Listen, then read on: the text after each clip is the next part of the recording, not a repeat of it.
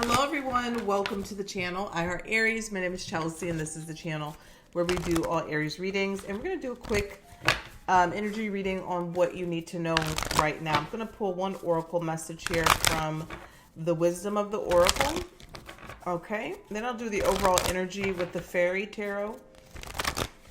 And then we'll get into the spread. All right, so let's take a look here. This is for Aries, Sun, Moon, Venus, and Rising. Let's take a look here and see what do you need to know. Let's see here. All right. You have exchanging gifts. Exchanging gifts, number 27. So let's take a look and see what this card means. I don't recall hardly ever getting this. So let's see. This might be a specific message here for someone.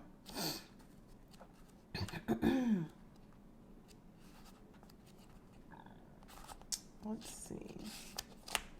Number 27.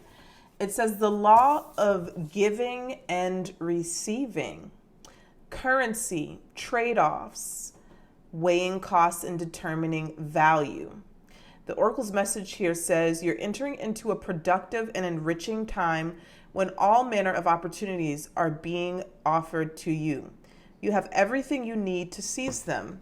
Yet, in order to honor them, you must put in the time, exchange your experience and skills, and commit heart and soul to what you're choosing to pursue.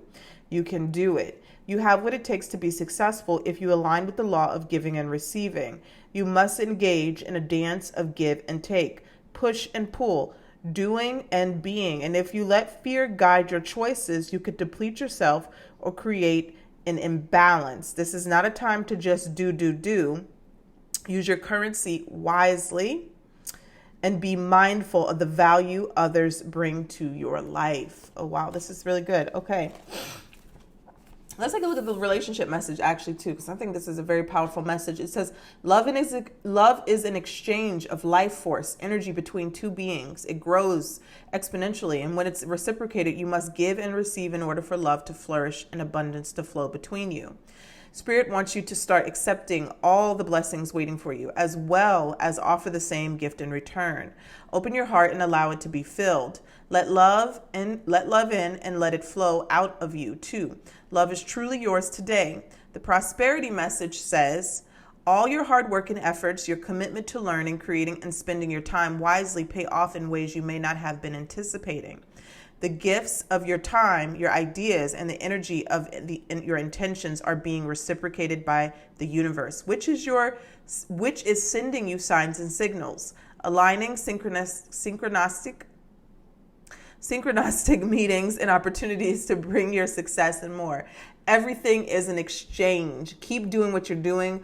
Goodwill comes back tenfold. I love this. This is confirmation for me too. Okay, because an idea hit me to do for the collective, and so catch the live tomorrow morning. Try to get on there early. All right, so let's take a look here. Exchanging gifts. Let's see what the overall energy here. Aries, you have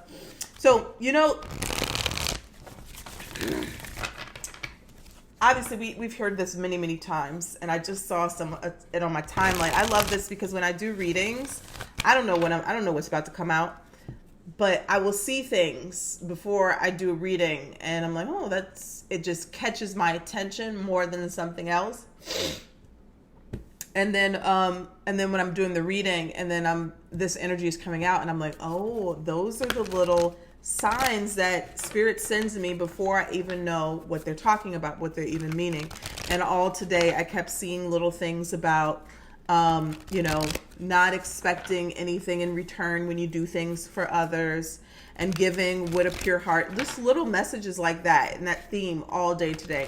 And then now here we are doing this. And so, and this is not just about, yes, donating or giving without expecting anything in return. But this is also, exchanging gifts is also about knowing your worth and your value of what you put out.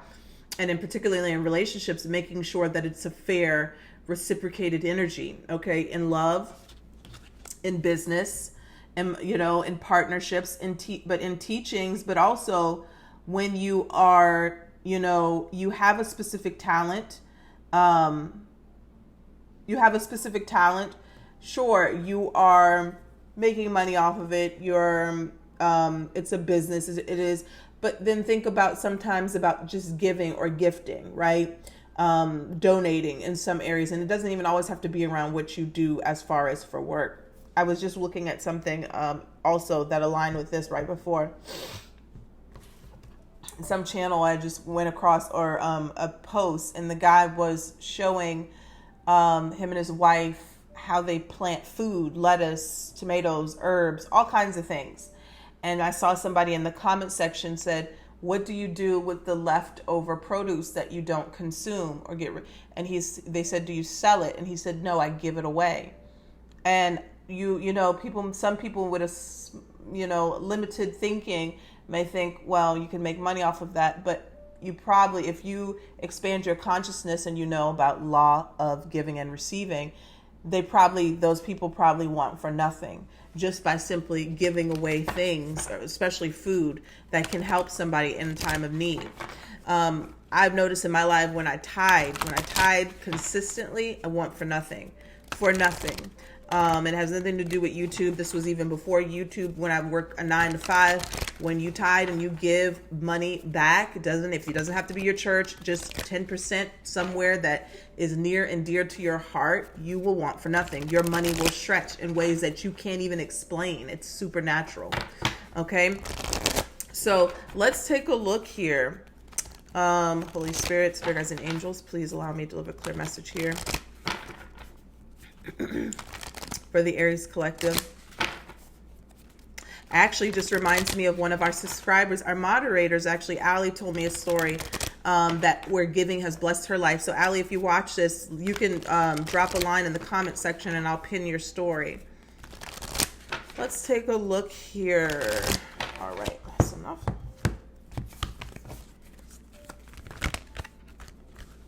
First card, what do we have? The Prince of Spring, or the Page of Wands. We have the Strength card that came out with it. I'm going to keep that. Give us the overall energy here for Aries reading.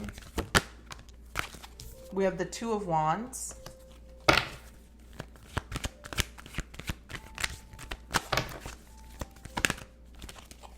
The Chariot. Where did the Chariot come out? I think it came out in a reading today. Give me one more here for Aries.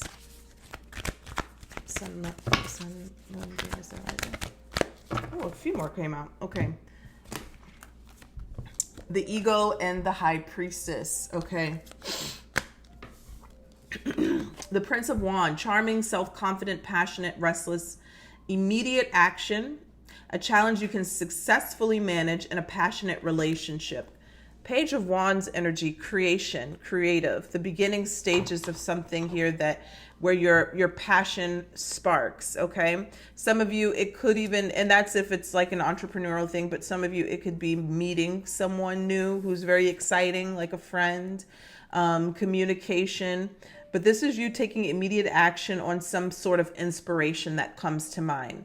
And the Strength here, when I'm seeing it coupled with the Page of Wands, this is like digging deep. Okay, the grace and inner strength needed to overcome challenges, the power of kindness and forgiveness, and time to embrace how wonderful you are. This is taking action on something here that maybe you may have been afraid to start or do. And so it's asking you to dig deep here into something that you are going to be very good at. It's the beginning stages, but you are going to be very successful in this thing. So you could have, when I'm seeing the Page of Wands, this is like something you can have a talent at. And you are about to start, but there could be some fear around getting started. The next card is the Two of Wands, a bright future manifested through hard work and creativity, partnering with others who share your dreams, and great progress being made. Great progress being made. The Two of Wands is a card of taking action, making a decision, and then executing.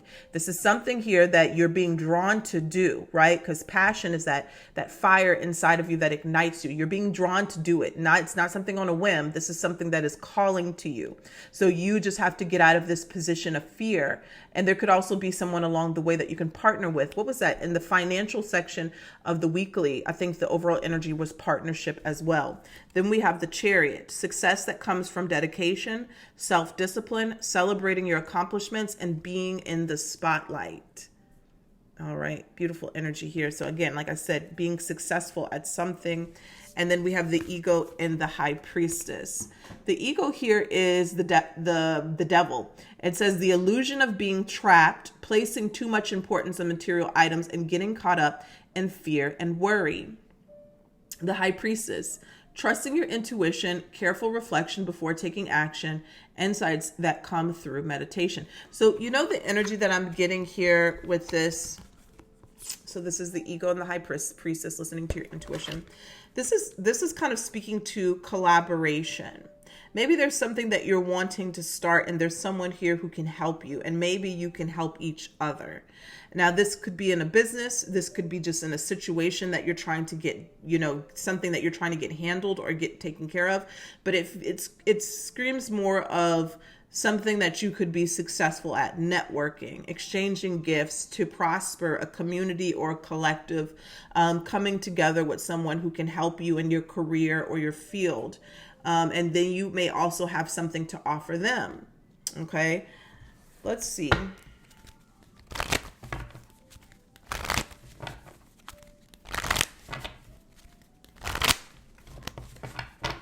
Any more messages here for Aries? The signs I have are Leo, Cancer, Pisces, and Capricorn. What is the message here for Aries? Three of Cups. Three of Cups, celebrations. This could be parties. This could be networking, gatherings, going out to different places, getting to know people. Getting to know people. Three of Cups could be a reconnection of someone as well. All right. Tell me here about the challenge for Aries. Six of Wands and the Hermit energy. This is kind of like someone who is not showing their talents in a particular field. The Six of Wands is a card of confidence, getting out there, forward movement. The Hermit, Virgo energy, very wise, but very recluse and very just to yourself. You have so much knowledge and wisdom about something, or potentially could, if you applied yourself, but you're not moving forward. You're staying in this hermit mode. Six of Wands and the Hermit energy. Tell me about advice from Spirit here for Aries. I'm also getting with the Six of Wands, time to try something new. 10 of Wands here, and that is actually the energy of the full moon. Now that I think about it, the full moon in Aries, it's time for you to try something new. 10 of Wands is this energy here of a lot of hard work or a lot of efforts being put into something where it's time to release it. 10 of Wands, it's time to drop something or let something go. Look at that little lizard over there. It's too heavy of a burden. Something is too heavy of a burden for you. You could be doing something. See, when we have the 10 of Wands, you're doing something all by yourself when you could be enlisting the help of someone else, or somebody else could be helping you. Sometimes in a relationship card, this is like doing all the work by yourself in a relationship. And you shouldn't be carrying all of this by yourself. But I feel like this is more about not asking or enlisting help for something that there's plenty of people that could help you, but you're not getting out of your comfort zone to ask or to collaborate. Tell me about the outcome here for Aries. We have the Two of Wands here, taking action and moving in a different direction. Five of Swords, High Priestess, and the Seven of Wands. Someone is going to take a lot of effort here to get out of their head. Somebody is literally fighting back against their own intuition, like Spirit. And that's what we have to hear. The High Priestess is literally telling you to get out of your ego, to get out of these illusions or these made up limitations of what could be.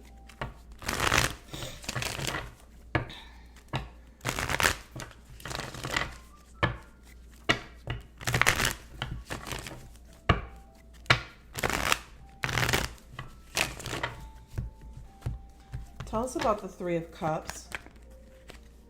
The Five of Cups. Five of Cups talks about loss, sadness, and regrets. Being sad something didn't work out, or maybe you didn't try something. Five of Cups here.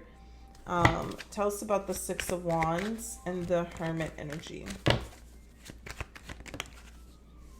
The Justice card in reverse.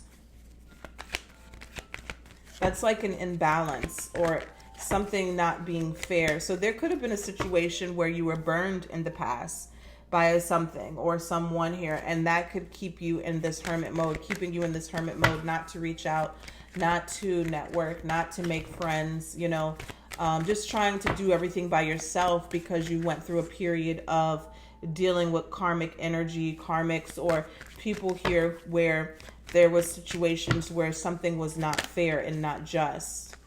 The challenge is what is that? The six, is that, yeah.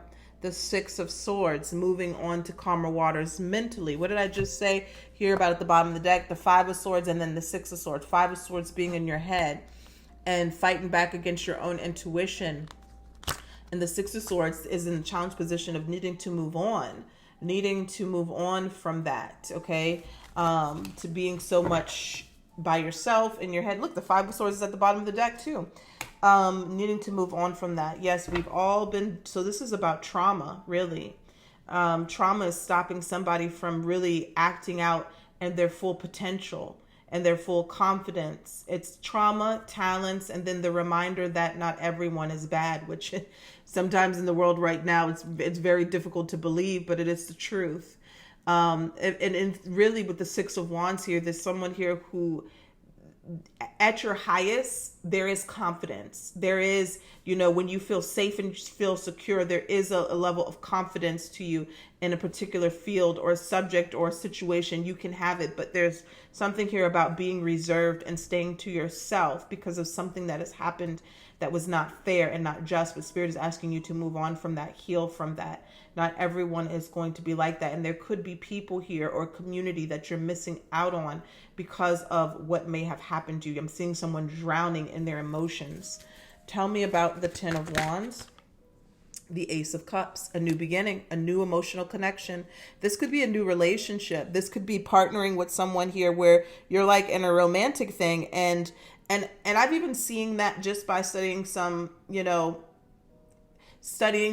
I'm not going to tell you about yet, but there could be situations where you're missing out on some particular partners, right? Or getting into a relationship because you're staying so to yourself. And the moment that you are connected with someone else, this could bring in a level of prosperity and abundance. I'm not saying from that person, but the connection of two minds creating something. The Ten of Wands here is like you're doing everything by yourself, but there is a new beginning. There's a new opportunity coming towards you, but you're not going to be able to see this until you kind of let go of this energy of the Ten of Wands. So you have the Ace of Cups clarifying the Ten of Wands, dropping the wands, dropping the burden.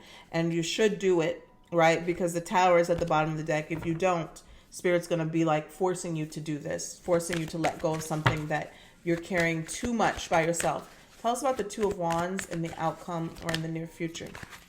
The Seven of Wands. Seven of Wands, it's time to defend something here, protect something and stand your ground. With effort, you will succeed. With effort or with working on this situation here, you will accomplish something. Tell us about the Seven of Wands. What is this? Why does Aries have to stand their ground? The Emperor. This is kind of like putting in effort, not giving up. So tell me about the Two of Wands and the Eight of Cups. This is more about